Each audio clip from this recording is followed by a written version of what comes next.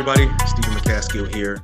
Wanted to piggyback on the last video I did for you guys when it came down to the guide of Medicare.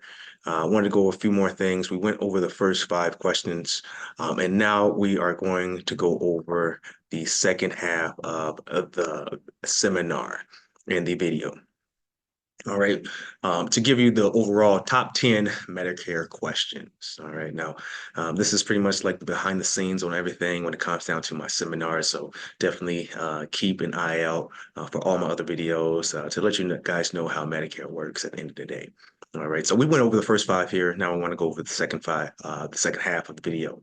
What does Medicare cost? 6 right there, 7, 8, 9, and 10. How do I choose Medicare coverage? When can I enroll? When can I change my coverage? How can I save money with Medicare? All great questions here that I'm gonna go through today on how Medicare works, okay? Now, overall, when it comes down to the Medicare cost, keep in mind, Medicare cost, you have the premiums, deductible, copays, coinsurance, all that good stuff.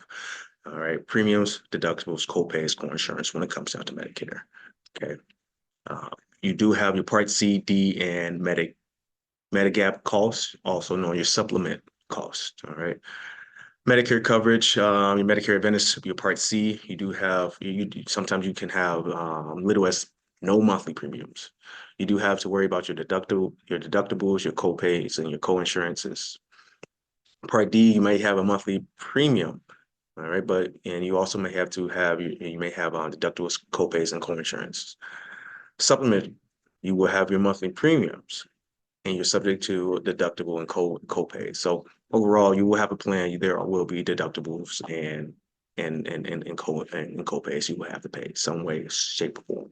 But it depends on what type of plan you go that you go with. So make sure you talk to your local agent and figure that out.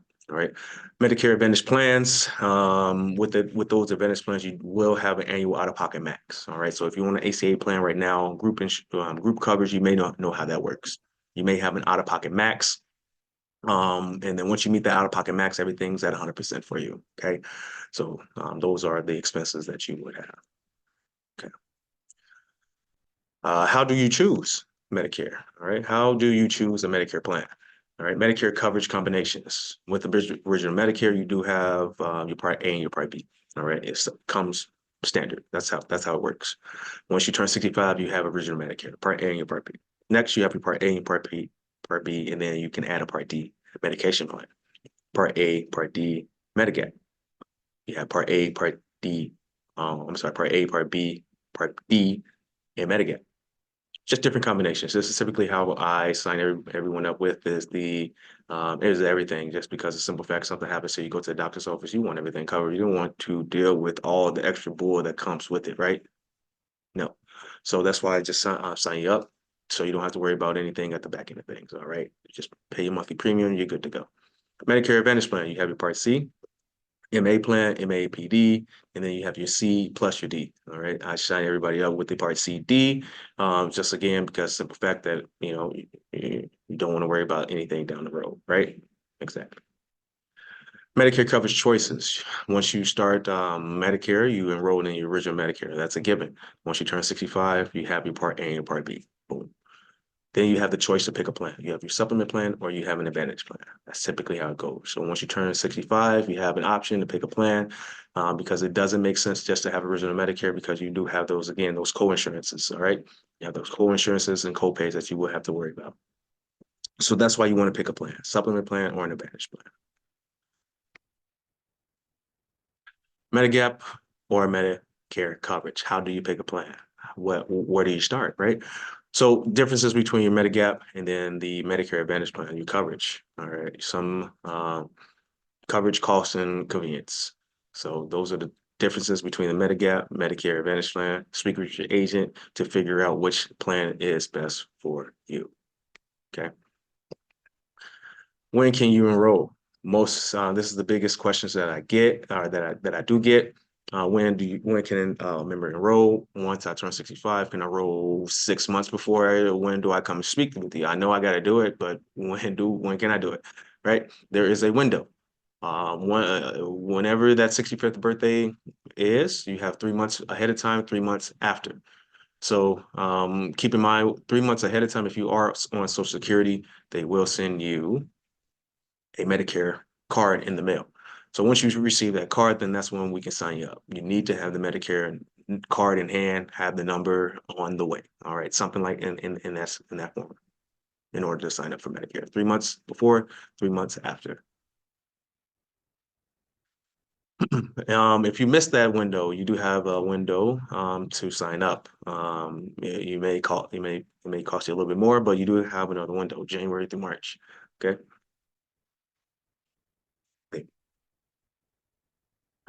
Medicare supplement plan, open enrollment. So when you turn 65, you have that open enrollment to sign up for a supplement plan. Do not wait because, again, you will inquire a late enrollment penalty. Special enrollment periods, working past 65. So if you're working past 65,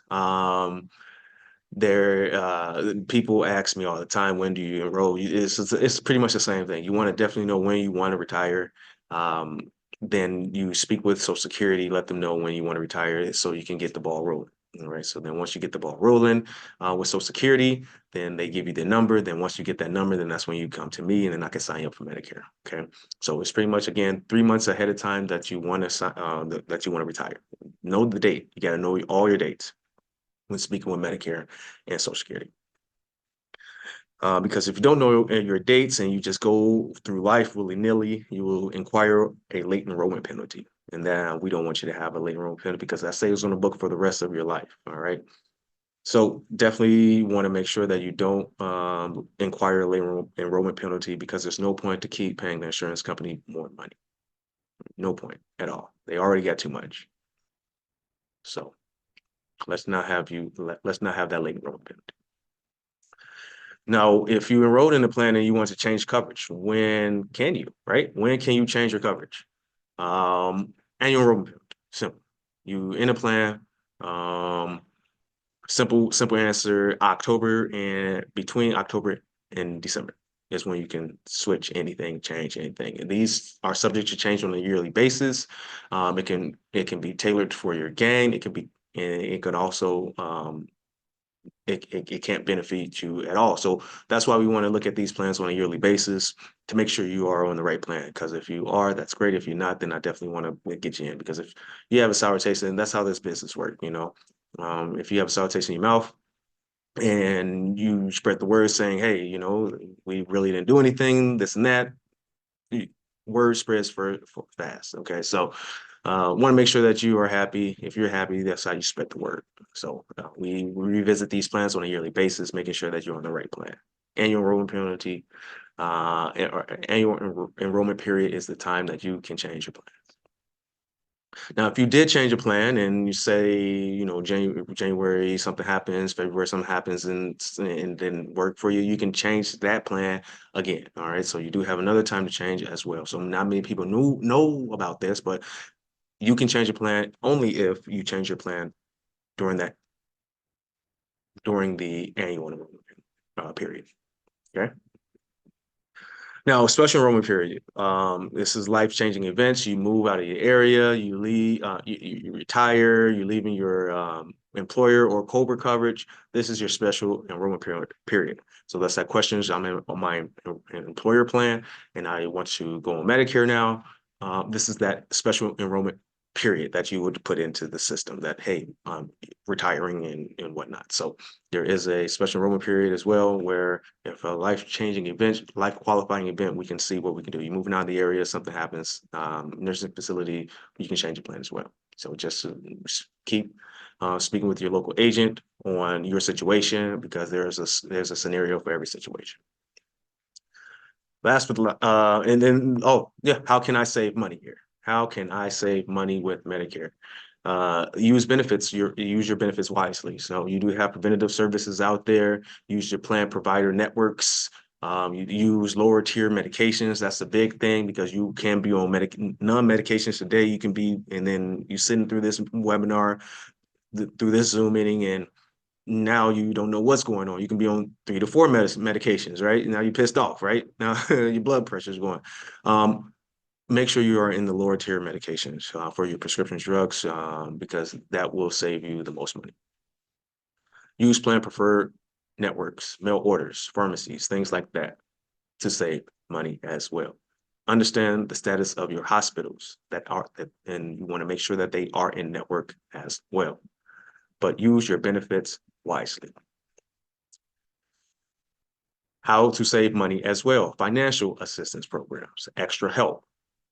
Now, with extra help, you have to be or make a certain amount of money throughout the year in order to have extra help. Financial assistance also comes with Medicaid. With Medicaid, they can help you with other expenses that Medicare does not cover. Financial assistance program with Medicare Savings Program. Your Parts A and Part B costs, that is also an option for you as well. But again, you will have to meet a certain annual